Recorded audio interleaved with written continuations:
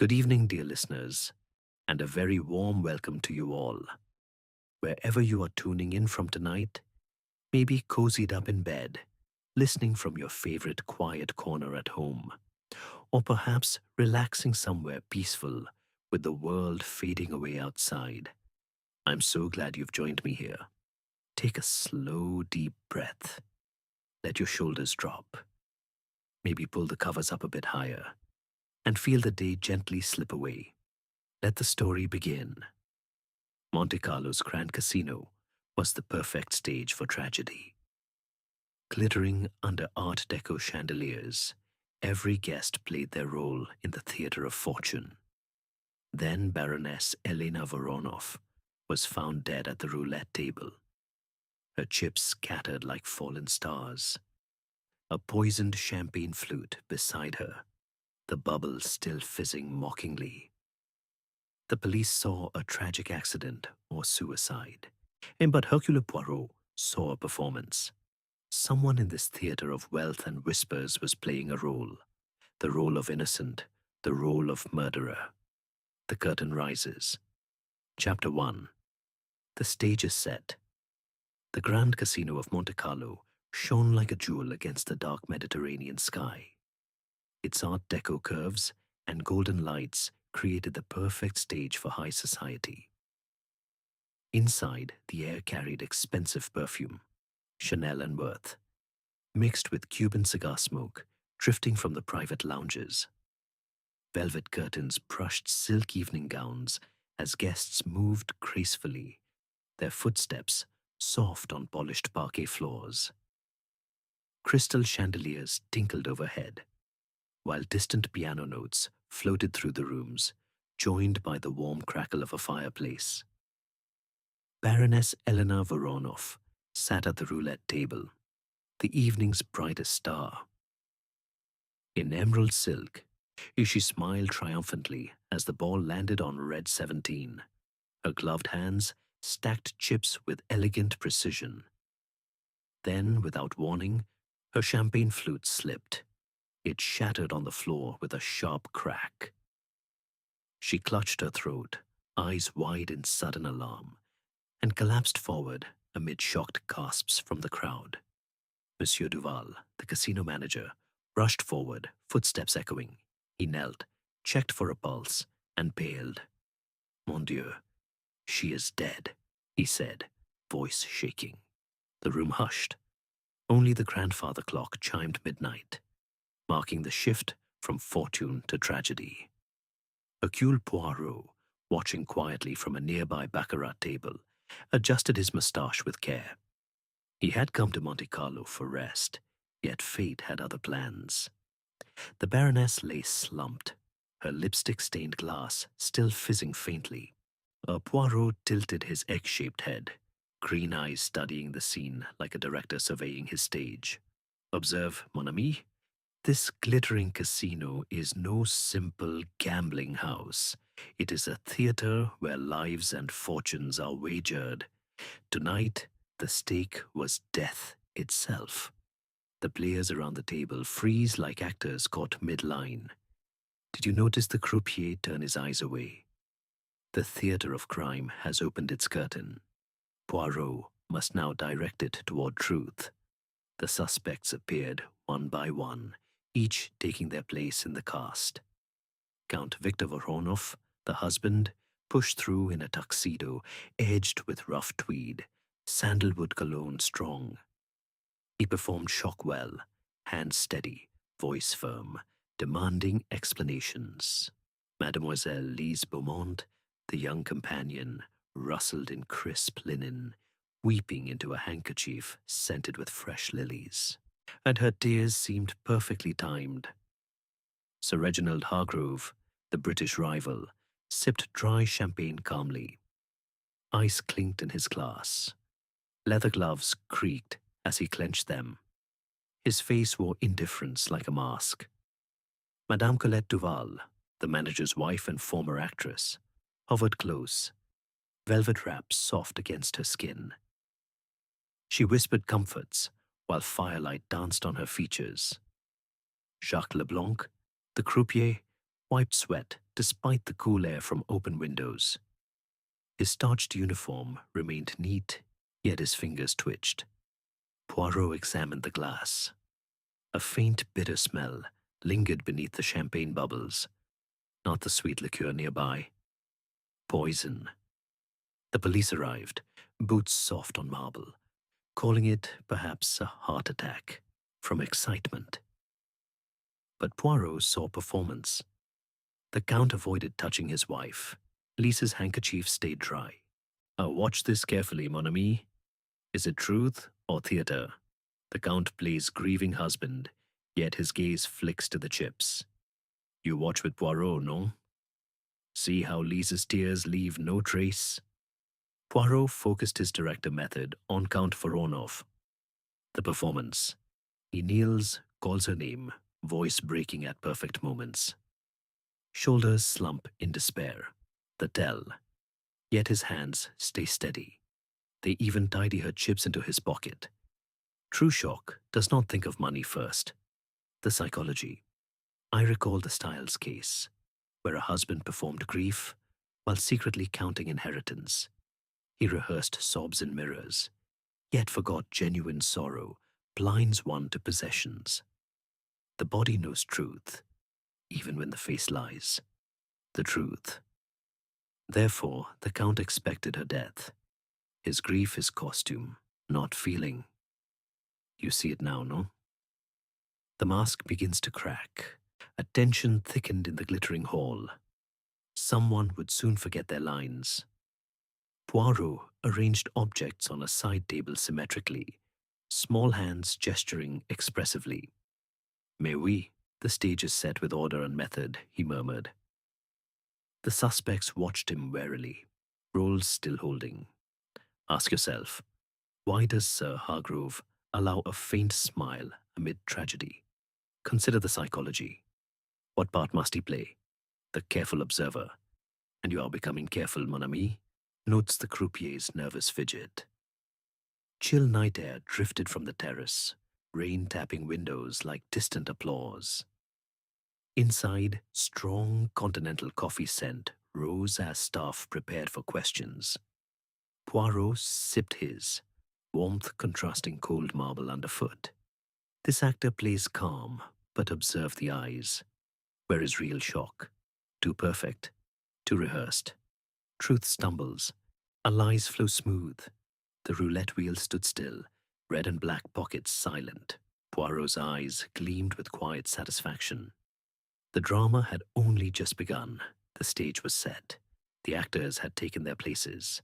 Let the drama begin. Chapter 2. Enter the players. The private salon of the Grand Casino became the next carefully lit stage. Heavy velvet curtains were drawn against the chill Mediterranean night, shutting out the sound of rain tapping on windows.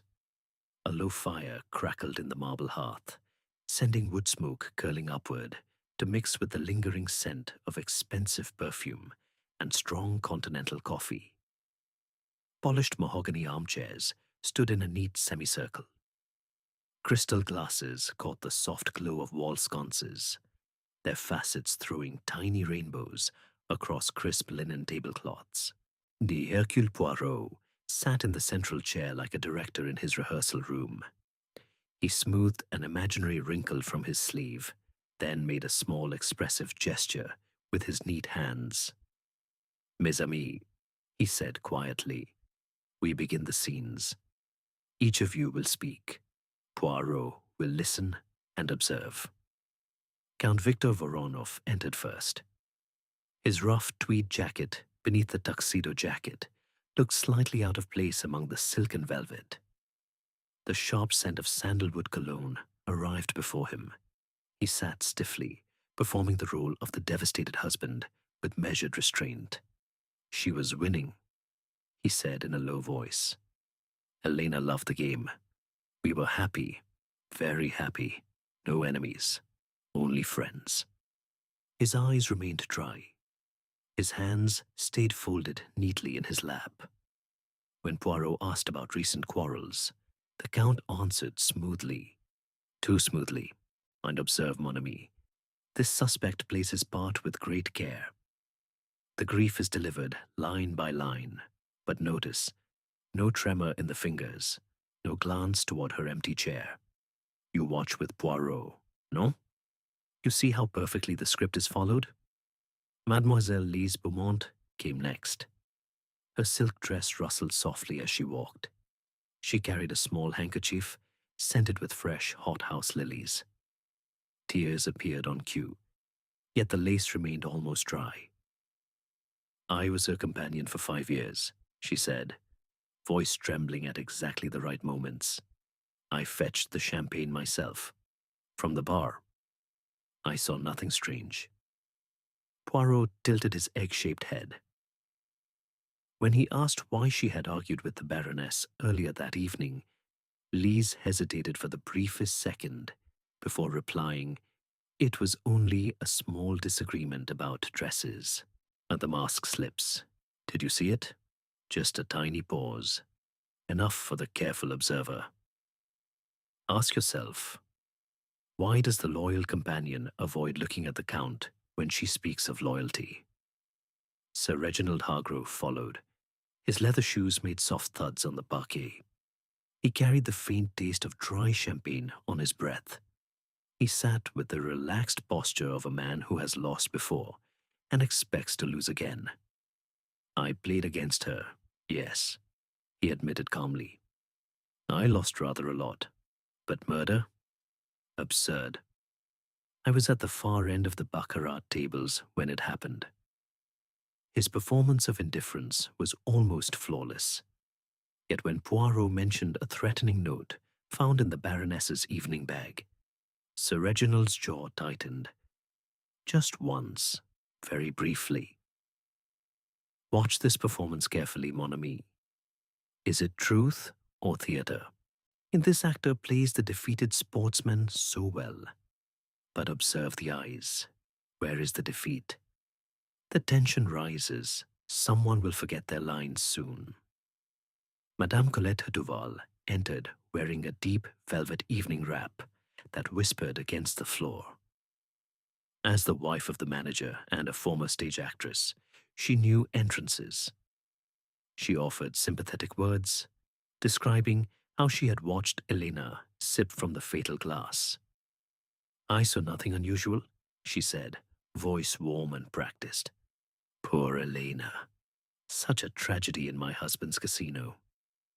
Her jasmine perfume blended with the furniture wax that polished the room. When Poirot asked about her past acquaintance with the Baroness in Paris, Madame Duval smiled. A smile too quick, too bright. Bravo. But the performance? It was not convincing. Consider the psychology. What part does the hostess need to play when old secrets are involved?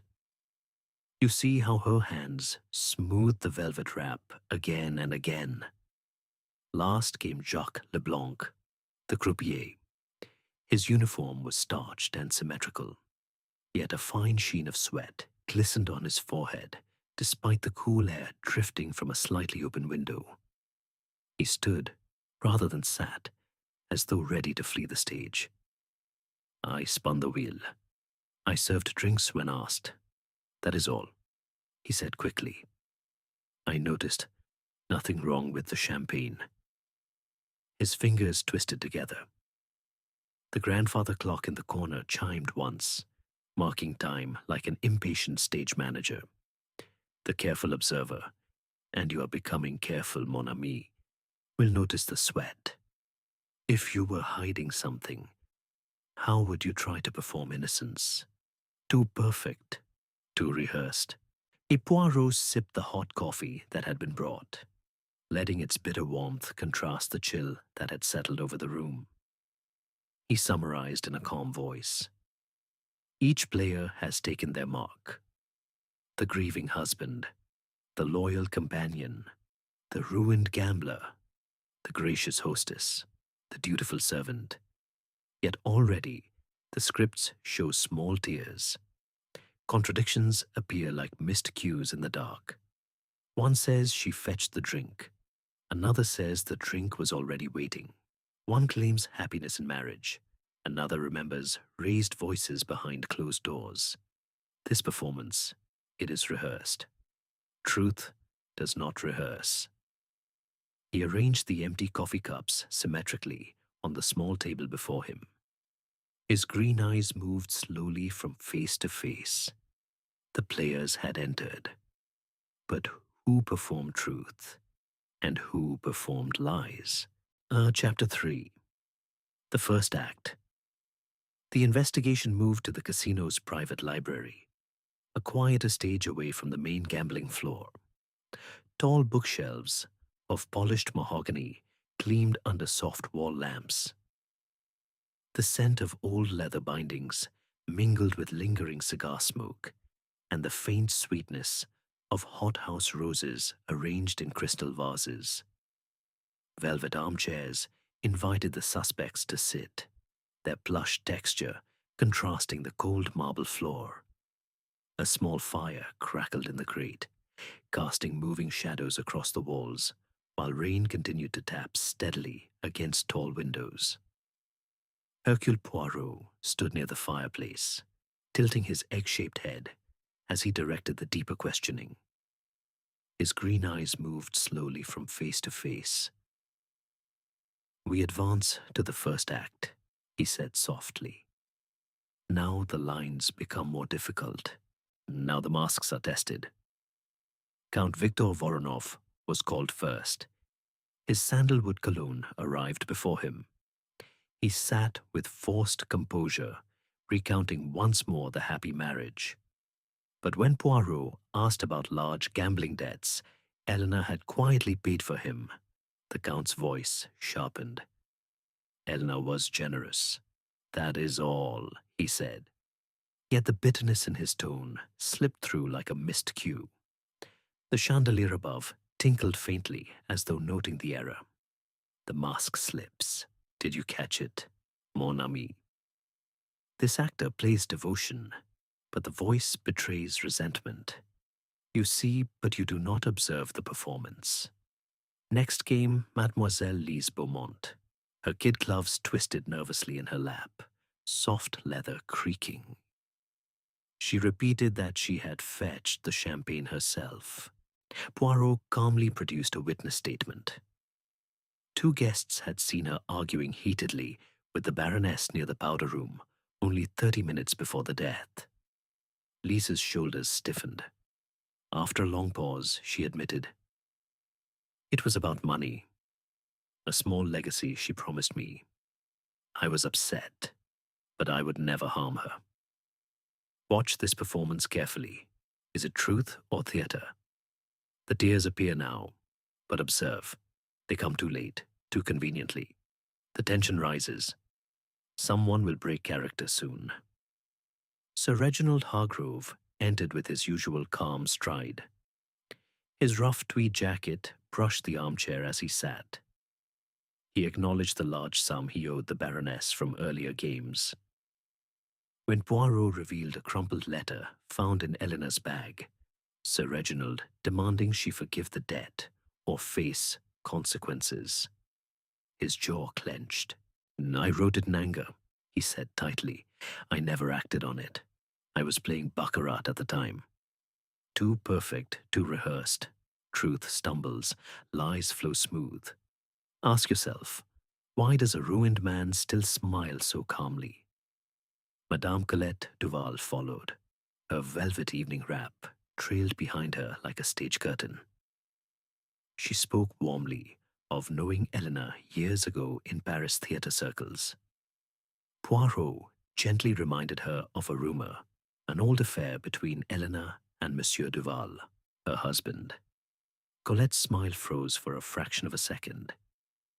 "Ancient gossip," she said quickly, "irrelevant now."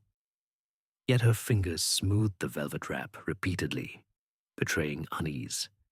The scent of jasmine from her perfume grew stronger in the warm room. Bravo! But the performance, it was not convincing.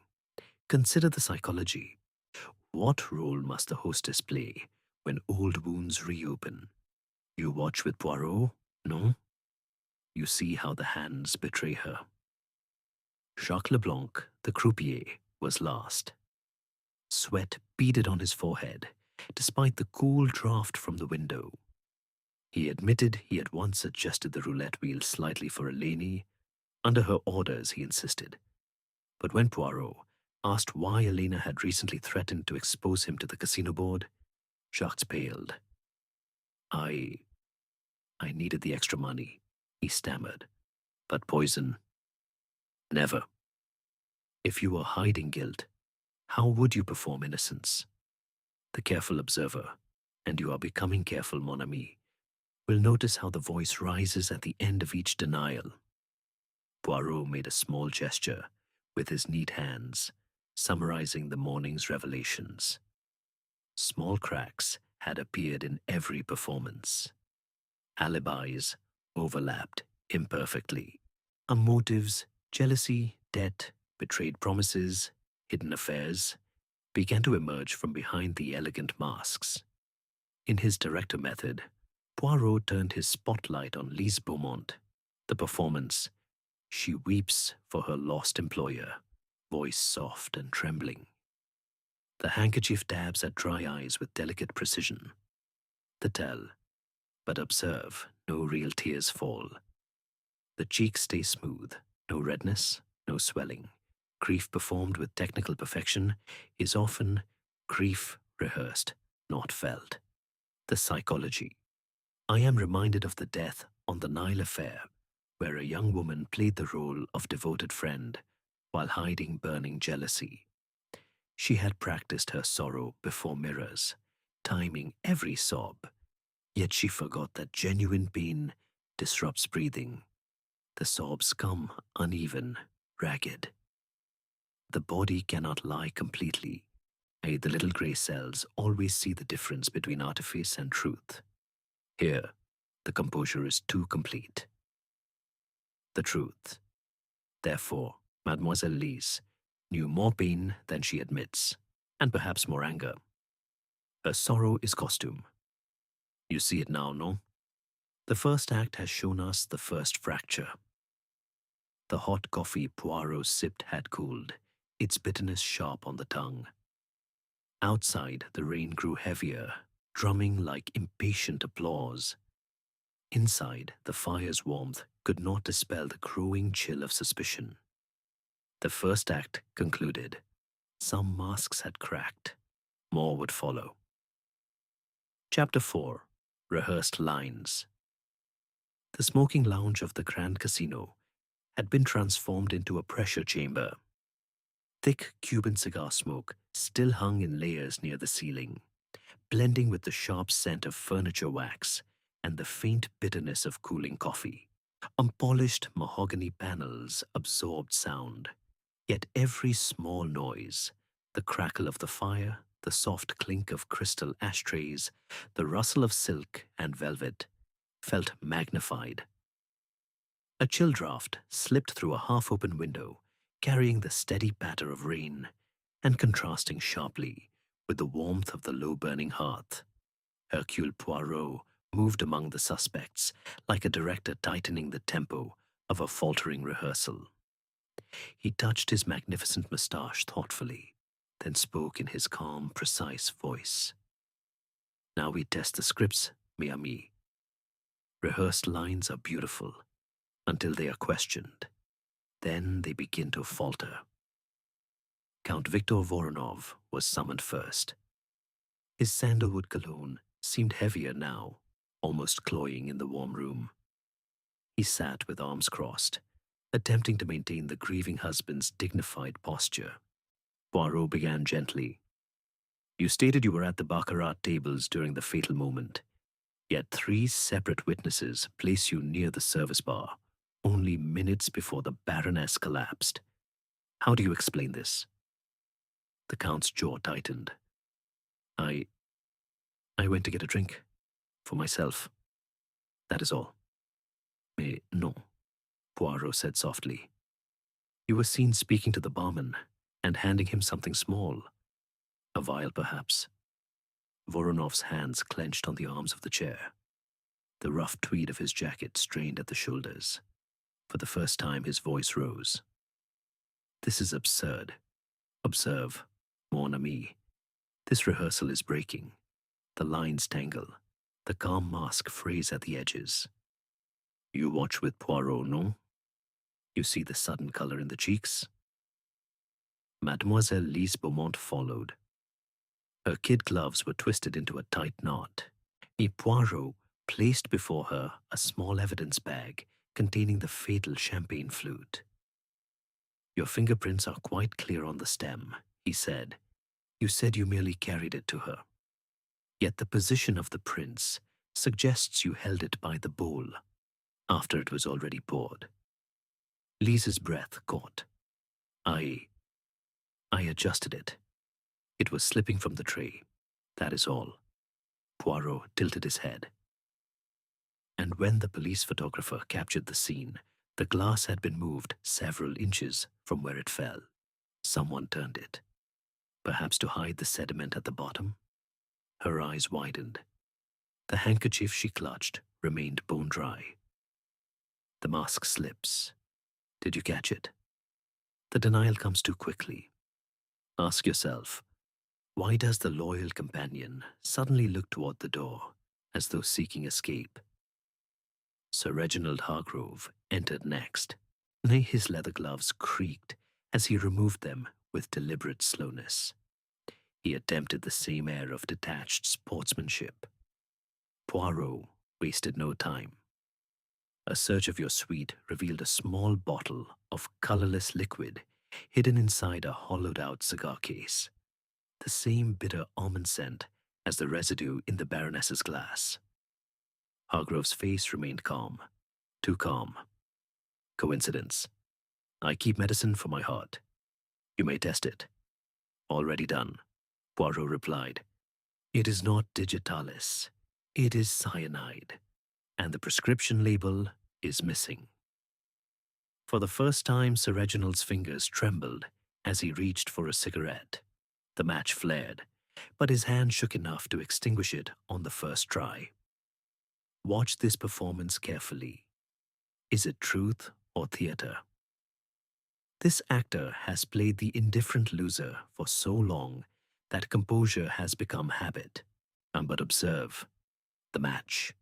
The body betrays where the face still lies.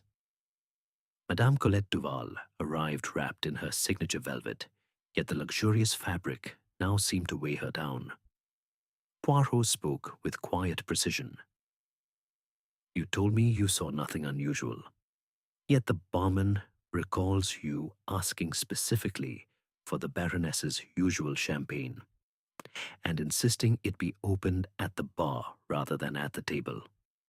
Why? Colette smoothed the velvet over her knees. I wished to ensure it was cold.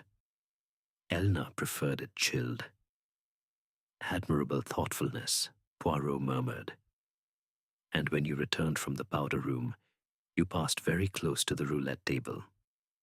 Close enough to place something in her glass while all eyes were on the wheel. Her smile faltered. You cannot prove that. Perhaps not yet, Poirot said. But the psychology, it interests me. A former actress knows how to move unseen on a crowded stage. Bravo. But the performance, it was not convincing. Consider the psychology. What role does an old jealousy force a woman to play? You see how the velvet is crushed in her grip? Jacques Leblanc was the last to face the spotlight. Sweat glistened on his brow, despite the cool air. His starched uniform linen looked wilted. You admitted tampering with the wheel for the Baroness, Poirot said. She paid you well, but recently she refused to pay more and threatened to inform the management. A dangerous position for a man already in debt. Jacques swallowed. I argued with her, yes, but poison, I swear. Yet your service record shows you were the one who carried the tray of fresh glasses to the table only moments before her collapse. The croupier's shoulders sagged. The grandfather clock in the corner chimed once, a cold metallic sound. If you were hiding guilt, how would you perform innocence? The careful observer, and you are becoming careful, mon ami, will notice how every alibi now crumbles under pressure.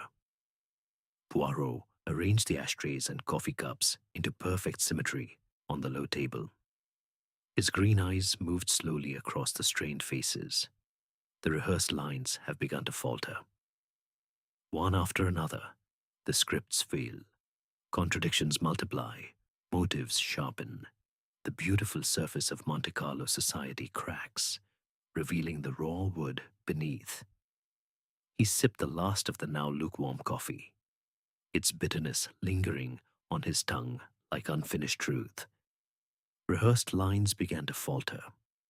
Truth needed no rehearsal. Now, Chapter 5. The Mask Slips. The grand ballroom of the Grand Casino stood empty now except for the circle of suspects. Crystal chandeliers hung silent above, their prisms catching the last pale light of afternoon. Velvet drapes had been drawn across the tall windows, muffling the sound of rain and turning the vast room into an intimate theater. The air still held traces of expensive perfume, wilting hothouse lilies, and the faint wood smoke from a dying fire in the marble hearth. The cold marble floor sent a chill through thin-soled evening shoes. Only the small circle of chairs near the hearth offered any warmth. Hercule Poirot stood at the center like a conductor before the final crescendo. He adjusted his moustache with precision, then made a small deliberate gesture with his neat hands. Mes amis, he said quietly, we reach the moment when masks become too heavy to wear. One of you will drop yours completely. Let us see who breaks first. He turned first to Mademoiselle Lise Beaumont. Her silk dress seemed suddenly too bright, too fragile in the dim light. Poirot placed before her the evidence bag containing the poisoned champagne flute. Your fingerprints are not only on the stem, he said. They are also pressed into the bowl, as though you turned the glass after the poison was added, perhaps to hide the settling powder. Lisa's breath came in short gasps. I only carried it. I swear, Poirot continued gently. And the argument the witnesses heard 30 minutes before her death. It was not about dresses or small money. You had just learned the Baroness changed her will. You were to receive almost nothing. A daughter, unacknowledged, hidden, discovers she is to be cast aside like an old costume. The word daughter struck like a slap. Lisa's face crumpled, genuine tears, hot, messy, uncontrolled, spilled down her cheeks at last. She covered her mouth with trembling kid gloves. I hated her for it, she sobbed. But I didn't kill her. I couldn't. The mask slips. Did you catch it, mon ami? This time, the tears are real. The body shakes without rehearsal. You watch with Poirot, no? You see how truth finally escapes the performance? Poirot turned next to Count Victor Voronoff. The Count rose halfway from his chair, face flushed. You dare accuse my stepdaughter? Sit, monsieur, Poirot said calmly. Your own performance has cracks. You pocketed her chips while she lay dying. You spoke of a happy marriage, yet letters show violent quarrels over money. And you were seen near the service bar, handing something to the barman. Voronoff sat heavily. His rough tweed jacket seemed to sag with him. I only wanted what was mine. But poison? No. Observe, mon ami, this actor still clings to his role. But the voice cracks. The shoulders slump without control. The tension rises.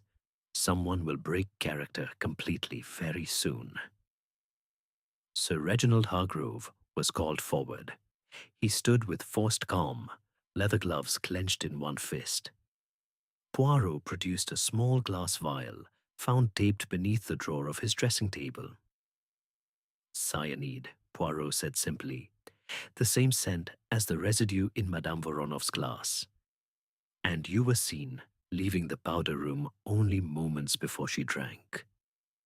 Hargrove laughed once, a short, bitter sound. Then the laugh died. He sank into the chair, head in his hands. I hated her, he whispered. She ruined me at the tables, then laughed about it. I wanted her to suffer. I thought, if she died, the debt would die with her. His shoulders began to shake, not with sobs, with rage that had finally found its outlet. The mask of the cool sporting loser shattered completely. Watch this performance carefully. Is it truth or theater? No, this is raw feeling at last. No script, no rehearsal. Ask yourself, how long can hate perform as indifference before it explodes? Madame Colette Duval sat very still, velvet wrap clutched like armor. Poirot spoke to her last. You knew Elena longest of all. Paris days, theater days. You introduced her to your husband. Then she took him for a season. You never forgave. When she returned to Monte Carlo, glittering, winning, you saw your chance. Colette's lips trembled. She destroyed everything I built, my marriage, my place here. I only wanted justice. Poirot's voice remained gentle. Justice does not require cyanide and champagne, but jealousy does. A single tear slid down Colette's cheek, then another. She did not wipe them away. The velvet wrap slipped from her shoulders and pooled on the floor like a discarded costume. If you were hiding guilt, how would you perform innocence? The careful observer, and you are becoming careful, mon ami, will notice that the innocent ones weep for what was lost. The guilty weep for what they have done. Poirot stepped back, surveying the broken circle. In his director method, he focused on Sir Reginald Hargrove. The performance. He stands, denies, maintains the old pose of the ruined but honorable gentleman. Voice steady, posture erect. And the tell. But observe. The hands shake when he tries to light a cigarette. Sweat beads on the upper lip, despite the chill in the room.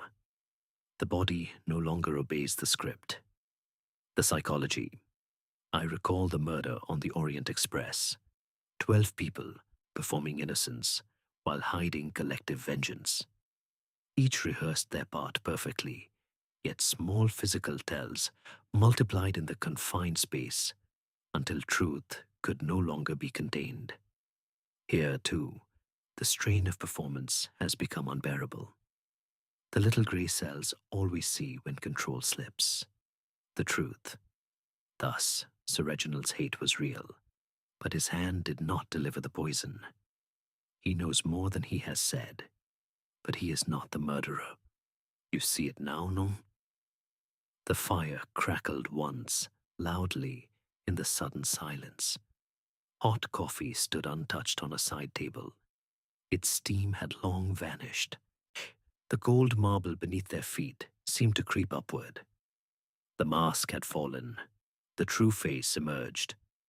Chapter 6. Behind the curtain. The manager's private office had become the backstage of this glittering tragedy.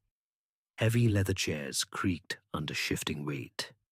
A small fire burned low in the grate, sending thin threads of wood smoke into the air to mingle with the sharp scent of strong continental coffee and the fading sweetness of wilting lilies left on a side table. Crisp linen curtains filtered the pale morning light, casting soft shadows across the polished mahogany desk. The cold seemed to drink the warmth from the room. Only the fire offered any comfort against the lingering chill. Hercule Poirot moved slowly behind the desk, arranging a few papers into perfect symmetry with small, precise gestures. His green eyes held quiet satisfaction. Now we step behind the curtain, he said softly. Here the scenery is plain. Here the costumes are removed. Here the real motives wait to be seen. Count Victor Voronov sat first, shoulders bowed inside his rough tweed jacket. The sharp sandalwood of his cologne had dulled, almost overpowered by nervous sweat. You loved her once, Poirot began. But love turned to resentment when she controlled the money. Then another love appeared, Madame Colette Duval. Letters from Paris show you met her secretly even after your marriage. Eleanor discovered this. She threatened to ruin you both financially and socially. Voronov stared at the fire. I never wanted her dead. I only wanted freedom. Observe, mon ami. This hidden script explains much. The grieving husband was only one role, and behind it lay a man trapped between two women. You watch with Poirot, no? You see how old passion still burns beneath the performance. Mademoiselle Lise Beaumont entered next. Her kid gloves were gone, bare hands twisted together, knuckles white. Poirot spoke without preamble. You are not merely the companion. You are Eleanor's daughter, born in secret before her marriage to the Count. She acknowledged you privately, promised you a legacy, then changed her mind days before she died. The will, locked in the hotel safe, leaves you nothing. Lisa's breath caught. Fresh tears, real ones, slid down her cheeks. She said I was her shame, that society would never accept me. I begged her. I screamed at her. But murder? No. The mask slips. Did you catch it? This time, no handkerchief hides the truth. The body weeps without rehearsal. Ask yourself, how deep does a hidden daughter's pain run? Sir Reginald Hargrove followed, leather gloves discarded on the desk like shed skin. His usual calm had cracked. Eyes were red-rimmed. Eleanor and Voronov ruined me together, he said hoarsely. She lured me into bigger bets. He whispered tips that were lies. They laughed while I lost everything. I wanted revenge, but on both of them. Poirot nodded. And yet you stayed close, watching, waiting. A man who performs indifference so well often hides the deepest hate. Watch this performance carefully. Is it truth or theater? No, this is confession, raw and unscripted. The tension rises, the web tightens around the true killer. Madame Colette Duval sat last. Her velvet wrap lay folded on her lap, like a prop no longer needed. She looked smaller without the stage lights. Eleanor took my husband for a season in Paris, she said quietly. Then she came here, dazzling everyone again. My Jacques, my poor Jacques, was blackmailed by Voronov to rig games against her. But it was I who suggested the champagne. I who told him which glass to prepare. I wanted her to feel what I felt, betrayed, empty. Her voice broke. She pressed a hand to her mouth. Tears fell silently onto the velvet. Too perfect, too rehearsed, until now. Consider the psychology. What role does long-buried jealousy force upon a woman who once commanded spotlights? You see how the hands tremble when the truth finally escapes? Jacques Leblanc stood by the door, uniform linen creased and damp. Poirot turned to him last. You were the tool, not the hand. Voronov blackmailed you over past thefts from the till. I, Madame Duval, asked for one final favor, to switch the glasses. You did it for fear. But fear makes poor liars. Your trembling hands at the table told Poirot everything. Jacques nodded once, miserably. I never meant. I thought it was only a mild sedative, not poison. If you were hiding guilt, how would you perform innocence? The careful observer, and you are becoming careful, mon ami, will notice how every thread now leads back to one center. Poirot stepped to the window, looking out at the rain-washed terrace. He spoke almost to himself. Behind every curtain, a secret waits.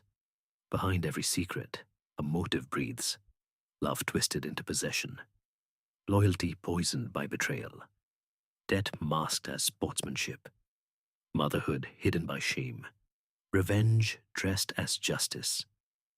The beautiful stage of Monte Carlo hid a tangle of human pain. He turned back to the silent group. The little grey cells have seen it all. The performances were clever, but truth needs no costume. Truth simply is. Chapter 7. The Final Act. The roulette room had been cleared of every casual guest. The great wheel stood motionless, its red and black pockets silent witnesses. Velvet chairs had been arranged in a perfect circle beneath the Art Deco chandeliers, whose crystals caught the soft glow of wall sconces and threw trembling light across strained faces. The air still carried traces of Cuban cigar smoke, expensive perfume, and the faint sweetness of dying lilies. A low fire crackled in the hearth, its warmth battling the chill that seemed to rise from the marble floor. Outside, rain had finally stopped. Only the drip from eaves broke the quiet. Hercule Poirot stood at the center of the circle, like a director before the last scene. He drew himself up to his full, though modest, height. His green eyes moved slowly from face to face. He touched his magnificent mustache once, then spoke in a calm, carrying voice. Mesdames et messieurs, you have each performed for Poirot, some with truth, most with artifice. Now the curtain must fall. Let us review the performances, one by one. He turned first to Count Victor Voronoff. Count, you played the grieving widower with admirable restraint. The steady voice, the dry eyes, the dignified slump of shoulders. Yet grief does not pause to pocket casino chips, while a wife lies dying at one's feet. Nor does a loving husband hand a small vial to a barman minutes before champagne is served. Voronoff's rough tweed jacket seemed suddenly too large for him. He opened his mouth, closed it again. Poirot continued without pause.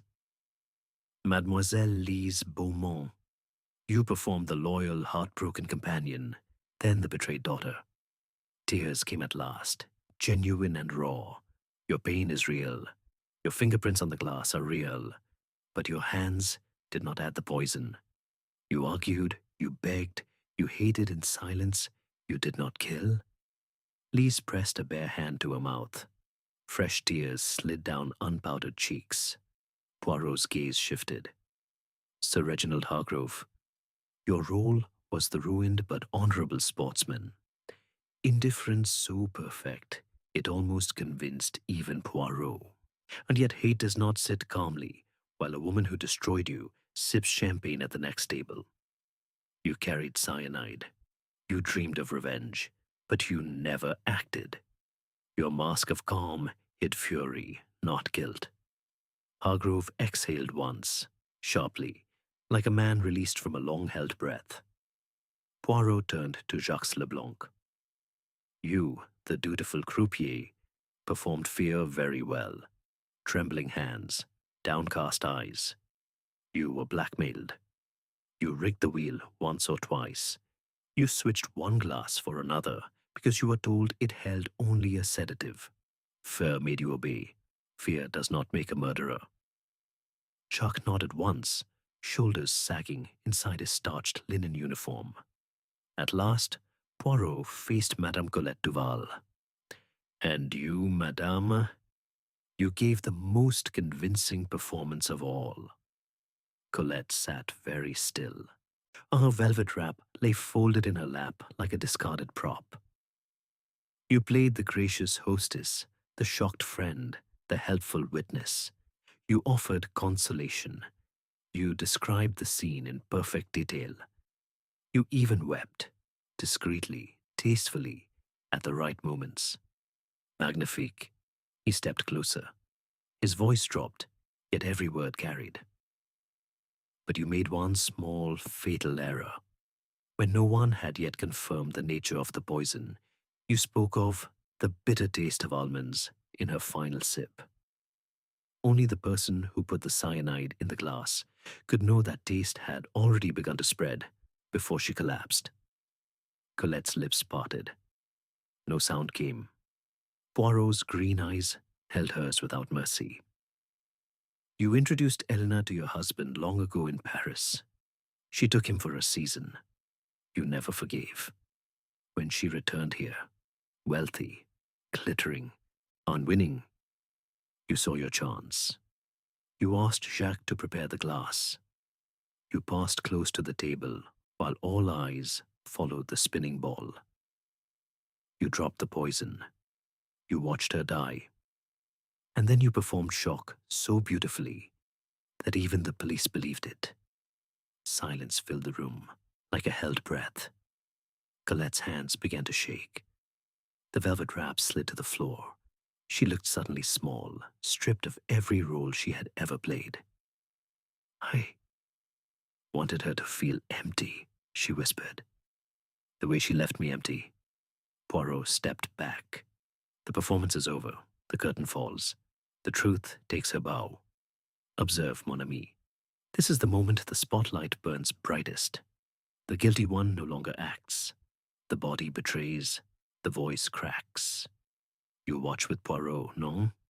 You see how the mask dissolves completely? In his director method, our Poirot analyzed Colette one final time. The performance. She sat composed, offered sympathy, described events with the precision of an actress who knows her lines. Voice warm, gestures restrained, tears perfectly timed. The tell.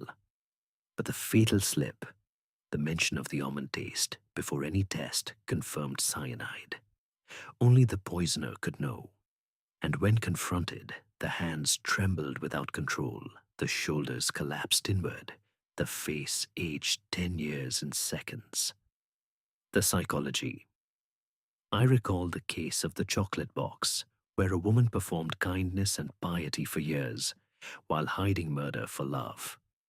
She rehearsed every gesture of virtue, yet one small slip, knowledge only the killer could possess, betrayed her. Here, too, the little grey cells discerned the difference between rehearsed emotion and the sudden, irreversible collapse when truth arrives. The body cannot sustain a lie forever. The truth, Madame Colette Duval, is the murderer. You see it now, no? The fire gave one last loud crackle. The chandeliers tinkled softly overhead, as though applauding the end of the play. Hot coffee stood forgotten on a side table. Its steam had vanished long ago. The final act concluded. Only truth survived the curtain call. Chapter 8. Curtain Call.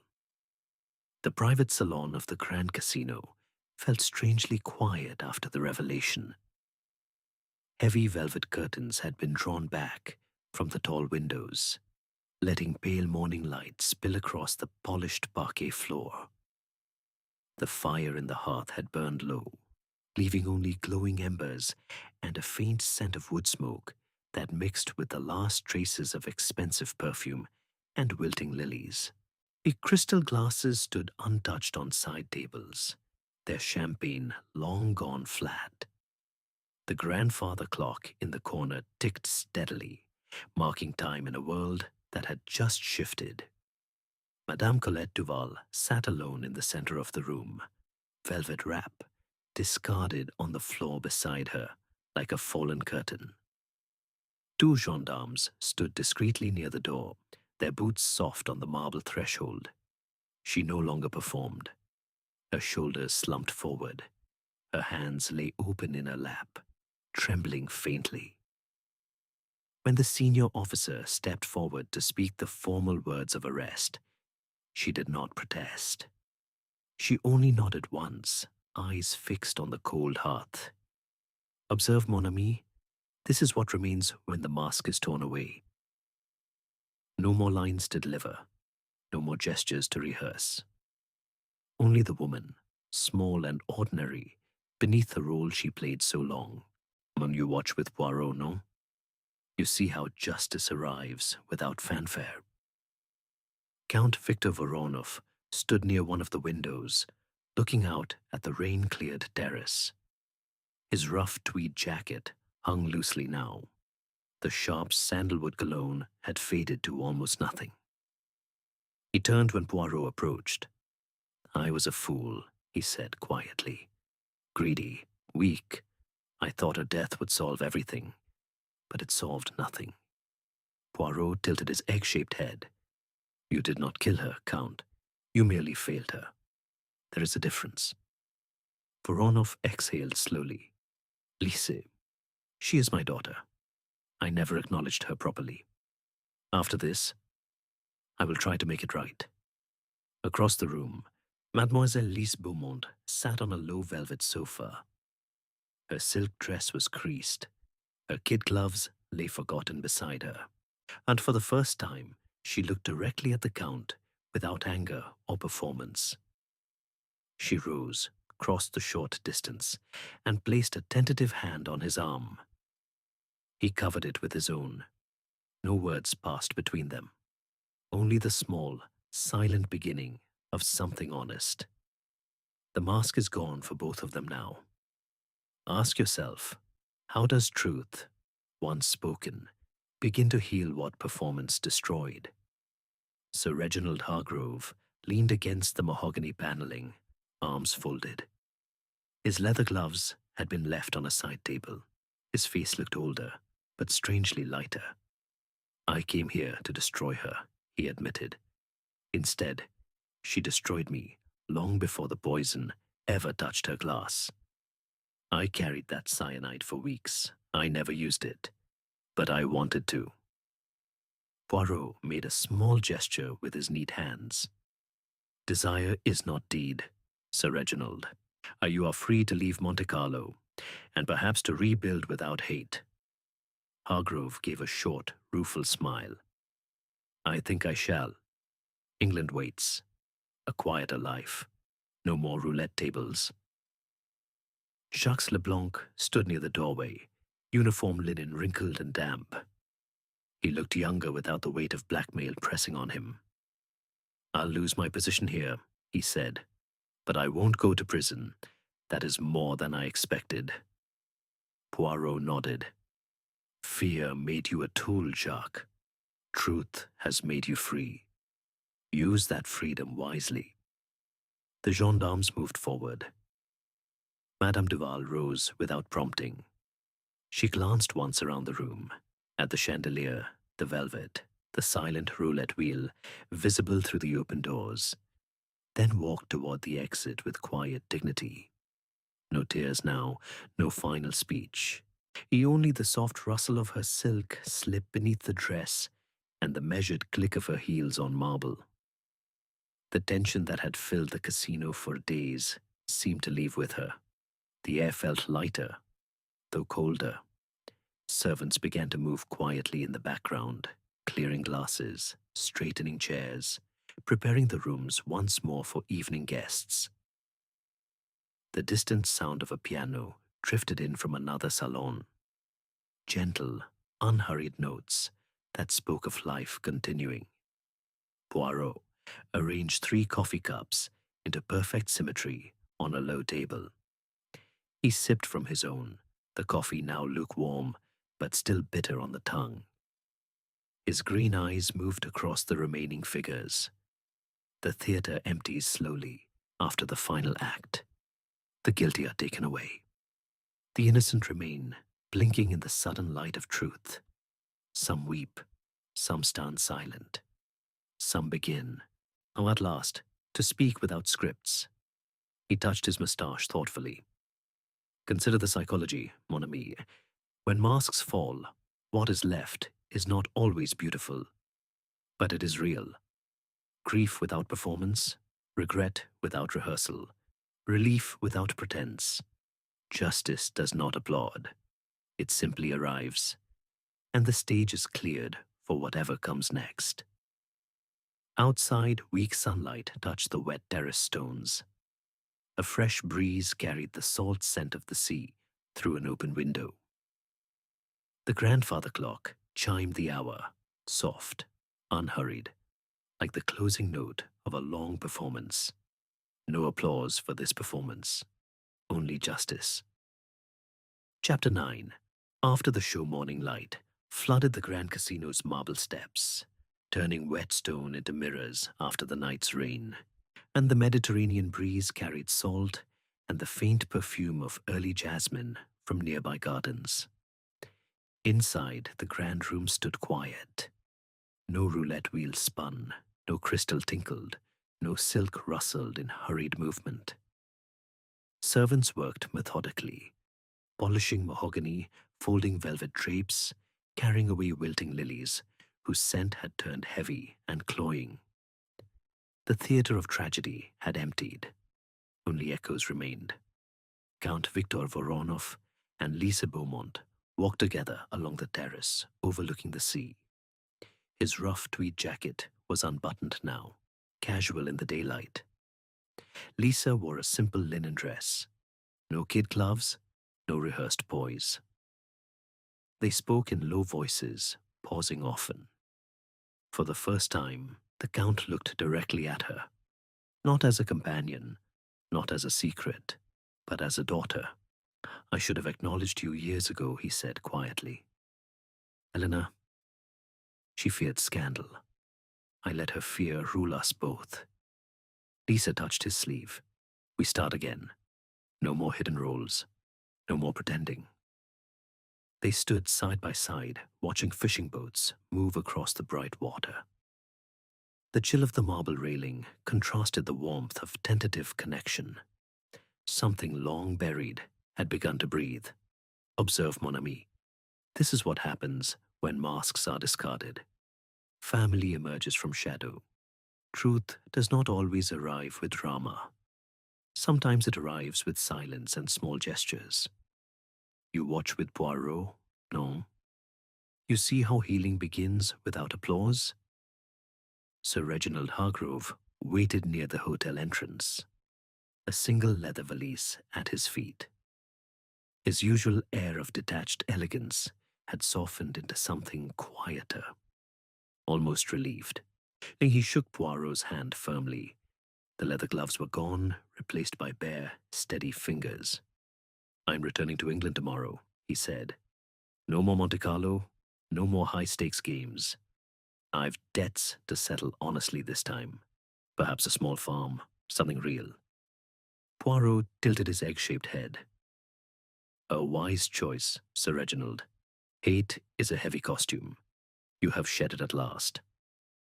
Hargrove gave a small, genuine smile, the first without irony.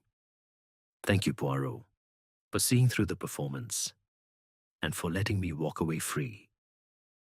He lifted his valise and walked toward a waiting taxi. The engine's low rumble faded down the curving drive, carrying him away from the glittering stage that had nearly destroyed him.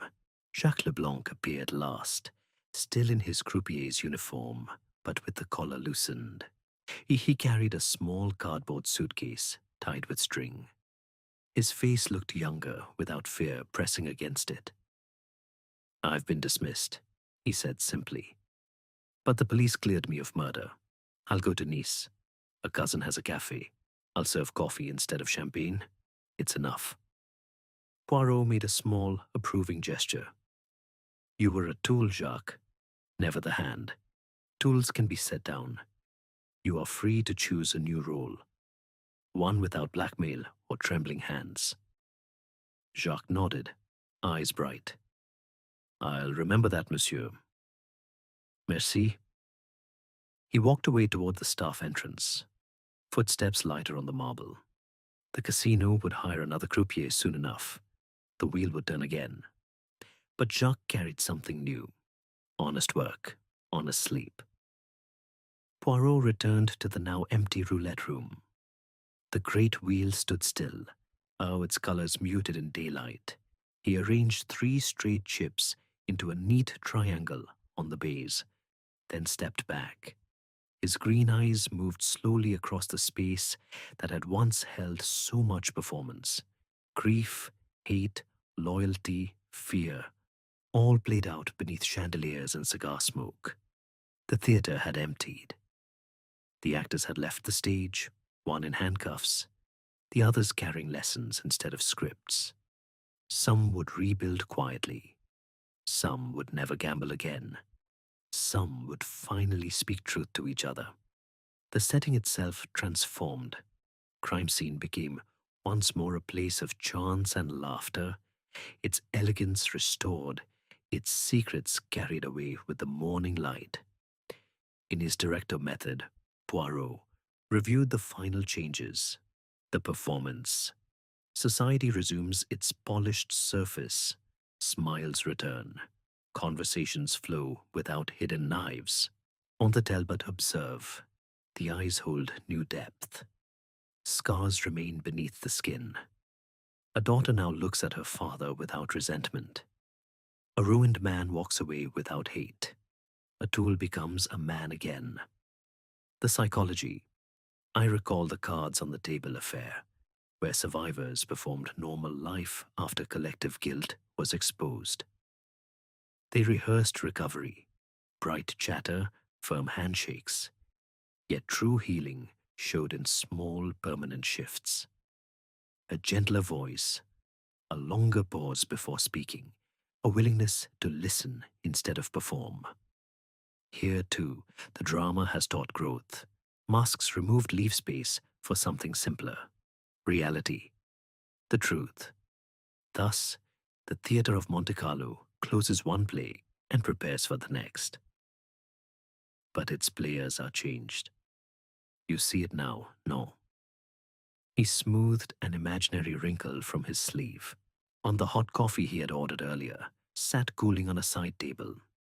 He sipped once, tasting only bitterness sweetened by resolution. Outside, the sun climbed higher. The Mediterranean sparkled. Life in Monte Carlo would continue. New guests, new fortunes, new performances. But for those who had stood in the spotlight of truth, the script had changed forever. The theater emptied, but the lessons lingered. Chapter 10. Poirot reviews the performance. Hercule Poirot sat in the small, sunlit sitting room of his modest Monte Carlo hotel suite. The Orient Express would carry him back toward Belgium tomorrow, but for now, he savored the quiet aftermath. A porcelain cup of tisane steamed gently on the polished mahogany table beside him. Herbal, hot, faintly lemon-scented. The room pleased his sense of order. Velvet cushions arranged symmetrically, a crystal ashtray empty and gleaming. A single hothouse rose in a slim vase, dropping one petal onto crisp linen. Outside the tall window, the Mediterranean glittered under late morning sun. Inside, only the soft tick of a traveling clock and the distant murmur of the sea disturbed the peace. He opened a small notebook, though he needed no notes. The little grey cells had already filed every detail. News had reached him swiftly. Madame Colette Duval had confessed fully in the police station, voice flat, performance gone. She would face trial in Nice. The casino had quietly removed her name from every ledger and guest list. Justice, unspectacular and inevitable, had begun its slow work. Poirot sipped the tisane, letting warmth spread through his small frame. He reflected on the human drama he had just directed. Why do people choose performance over truth? Society is the great stage master. It demands masks. Wealth must appear effortless. Love unconditional. Grief decorous. Hate invisible. In Monte Carlo's glittering casino, these demands grew sharper. Greed performed as sporting risk. Jealousy dressed itself as hospitality. Betrayal wore the costume of loyalty. Every actor believed the role necessary, until the spotlight of truth burned too brightly and the makeup cracked. Guilt always betrays the performer. The body cannot lie forever. A dry handkerchief during rehearsed tears. A steady hand when shock should shake it. Knowledge of a poison's taste spoken too soon. These are not accidents. They are leaks in the dam of deception. The subconscious desires release. It plants small errors, hoping someone, anyone, will notice. In this case, the Colette's fatal slip was not clumsiness. It was the psyche crying out beneath the perfect actress's poise. I compare this theatre to the murder on the Orient Express, a confined carriage where 12 people performed innocence while hiding collective vengeance. They rehearsed every gesture, calm voices, polite smiles, shared shock. Yet the little inconsistencies multiplied. A blanket too neatly folded, a watch set to the wrong hour, eyes that avoided each other too deliberately. The psychology was the same. Group guilt creates its own pressure cooker. Individual guilt, as here, isolates the actor until one tiny fracture brings the curtain down. In both cases, truth triumphed because performance is exhausting. Lies require constant energy. Truth simply exists. Society forces these masks upon us, and a woman of Colette's generation, once applauded on Paris stages, learned early that emotion must be controlled, packaged, sold. When Elena stole her husband and her spotlight, Colette did not scream or weep openly. She waited. She planned. She performed gracious friendship for years while hatred grew beneath the surface like rot in fine wood. When the moment came, she chose poison. Silent, elegant, theatrical. Even the method was a performance. Champagne bubbles to mask the bitter almond taste, a crowded table to hide the hand that moved. Yet consider the cost. Years of suppressed rage, sleepless nights rehearsing innocence. The moment of action itself, heart racing behind a calm smile. And afterward, no catharsis, only the terror of discovery. Guilt does not vanish when the curtain falls. It waits in the wings, patient, until the mask can no longer be held in place. The psychology of revelation is perhaps the most fascinating part. When truth arrives, it does not always bring despair. For Lise Beaumont, exposure of her true parentage brought pain, but also liberation. No more pretending to be merely a companion, no more begging for scraps of affection. She could at last look at her father without disguise. For Viktor Voronov, the unmasking of his weaknesses, greed, cowardice, secret love, offered a chance to rebuild honestly. Even Sir Reginald Hargrove, who carried cyanide but never used it, walked away lighter. Hate is heavy costume. Removing it leaves one strangely free. Why does truth ultimately triumph over performance? Because no mask fits perfectly forever. The body tires, the voice falters, memory slips. And somewhere, always, and there is an observer, whether a detective, a friend, or one's own conscience, who sees the discrepancy between the role and the reality. In Monte Carlo, that observer was Hercule Poirot. But in ordinary life, mon ami, the observer is often you. He set the empty Tisane cup down with precision, aligning its handle exactly parallel to the table edge. His green eyes rested on the single fallen rose petal, red against white linen, vivid against order. The theatre of crime teaches us this above all: watch carefully. Not just the grand gestures, but the small ones. The hand that trembles when it should be steady. The eye that avoids contact when it should meet yours. The smile that arrives a fraction too late. These are the moments when truth peeks through.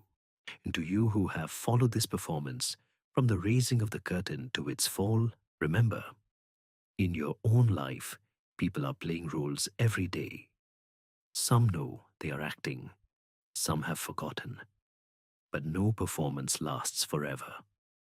Sooner or later, every actor forgets a line. And when that happens, truth steps forward to take its bow. Poirot closed his notebook. He rose, smoothed an imaginary wrinkle from his sleeve, and walked to the window. The sea sparkled, endless and indifferent. New guests would arrive tonight. New dramas would unfold beneath the chandeliers. But for now, the stage was quiet. Until the next theater of crime, Mes Amis, Poirot will be watching.